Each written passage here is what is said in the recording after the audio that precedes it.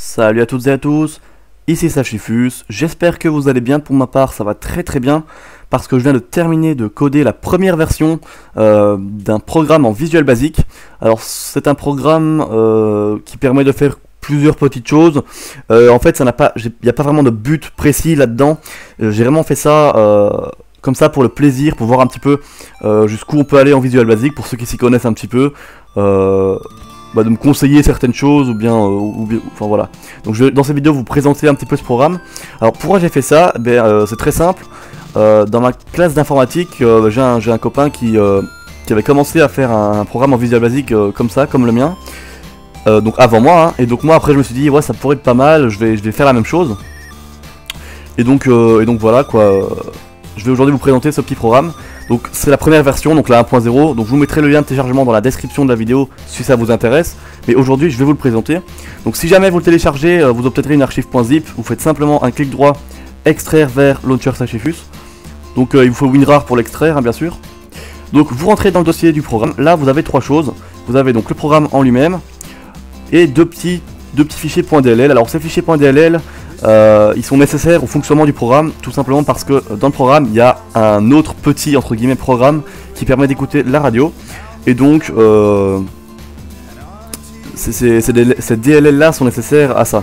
Mais dans les prochaines versions j'intégrerai directement les deux DLL là dans le programme et on en aura donc plus besoin à côté. Donc voilà, pour commencer on va ouvrir le programme. On a ici un démarrage en cours, voilà.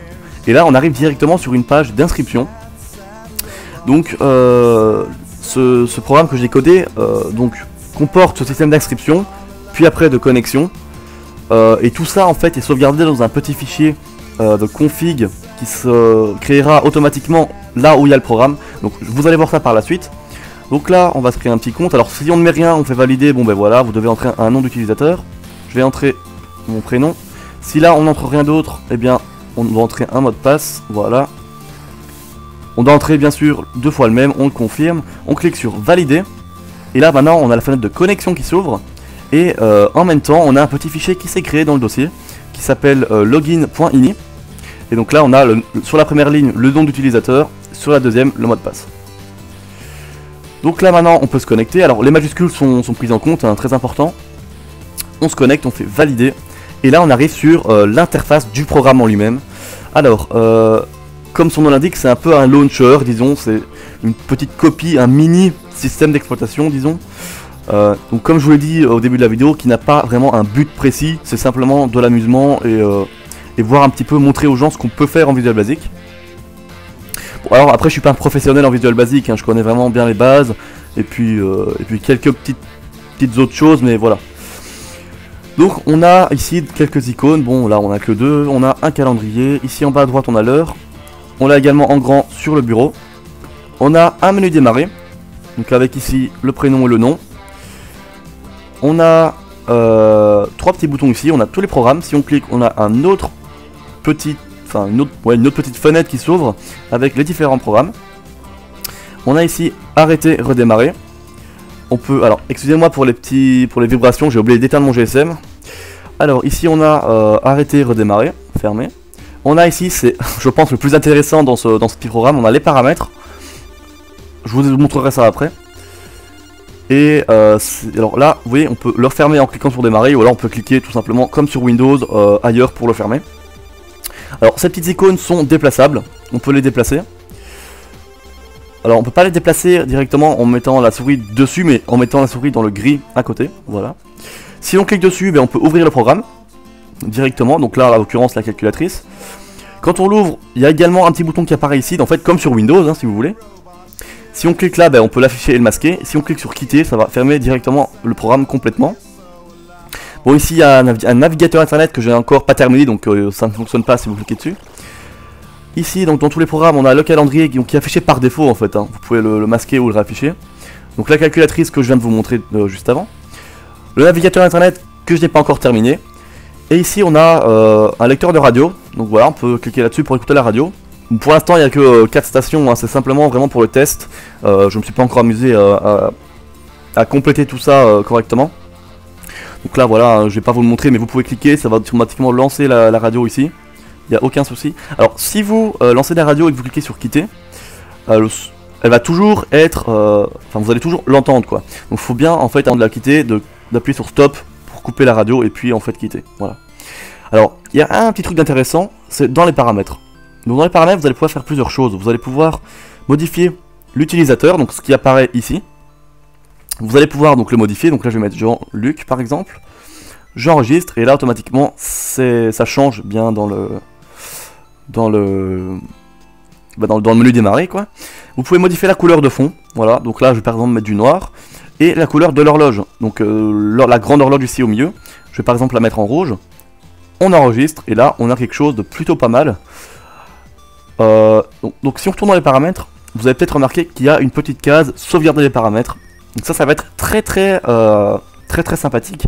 Si vous le cochez et que vous refaites enregistrer, bon bah là ça ne change rien fatalement parce que j'ai rien changé, mais ça a changé quelque chose sans que vous le sachiez. Ça a créé un petit fichier, donc il y avait le fichier de login quand on a créé son compte, et maintenant il y a un autre petit fichier qui se crée qui est le config.ini avec les différentes informations, donc le prénom, le nom, la couleur de fond, la couleur de l'horloge.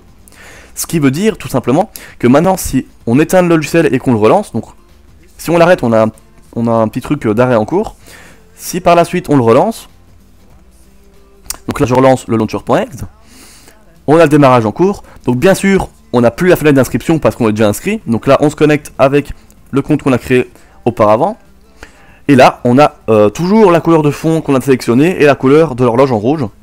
Alors l'inconvénient ce sont les icônes dont la position n'est pas sauvegardée, je ferai ça peut-être plus tard, je trouve pas ça très important, mais bon, voilà, si j'ai le temps j'améliorerai ça. Et maintenant on a donc ce petit fichier de config ici. Si on retourne dans les paramètres, on peut décocher cette case, réenregistrer, et là ça va tout simplement supprimer le fichier, ce qui fera que si on le ferme et qu'on relance le programme, on aura de nouveau tous les paramètres par défaut.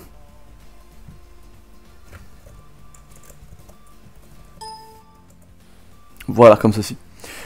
Donc, en soi, dans ce programme, il n'y a pas encore beaucoup de fonctionnalités, c'est simplement un test.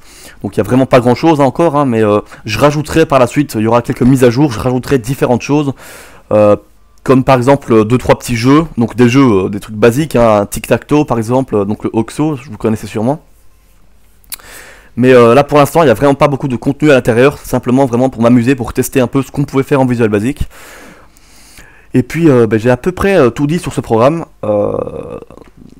Donc oui, quand vous l'ouvrez, vous avez donc directement la fenêtre de connexion parce que vous avez déjà créé un compte. Si jamais vous voulez, vous pouvez supprimer le login.ini, paf, et là vous le relancez et vous pourrez recréer un compte, tout simplement. Oui, donc là vous allez me dire, n'importe qui peut savoir le mot de passe en ouvrant le fichier de login et voir sur la deuxième ligne le mot de passe. C'est vrai, mais bon là c'est vraiment une version de test comme je vous l'ai dit. Plus tard on essaiera de crypter tout ça pour avoir un mot de passe un peu chiffré et qu'on ne puisse pas... voir directement comme ça dans le bloc-notes. Voilà. Alors, un dernier truc que je vous ai pas montré, bon c'est pas très important, mais vous pouvez également, alors maintenant il faut que je me recrée un compte fatalement, vous pouvez également, au lieu de faire chaque fois arrêter puis relancer, vous pouvez directement le redémarrer. Voilà, redémarrage en cours, et là vous avez directement tout qui revient. Donc bien évidemment, toujours, hein, si je sauvegarde les paramètres, que je modifie certaines choses, bon, en l'occurrence c'est très moche, mais bon, ça c'est pas grave. Si maintenant je redémarre, tout sera toujours pris en compte bien sûr, parce que j'ai coché la case. Donc voilà, écoutez, je vous ai à peu près tout dit là-dessus. Si ça vous intéresse pour tester un petit peu ce programme, vous pouvez le télécharger dans la description de cette vidéo. Je tiens également à vous remercier pour les 2600 abonnés, quelque chose, il me semble qu'on doit être aux 2600 abonnés. Donc vraiment un grand merci à vous. Ça fait vraiment très plaisir. Continuez à me suivre, à poster des commentaires, j'y réponds vraiment avec plaisir. Et moi je vous dis à la prochaine dans une prochaine vidéo. Salut.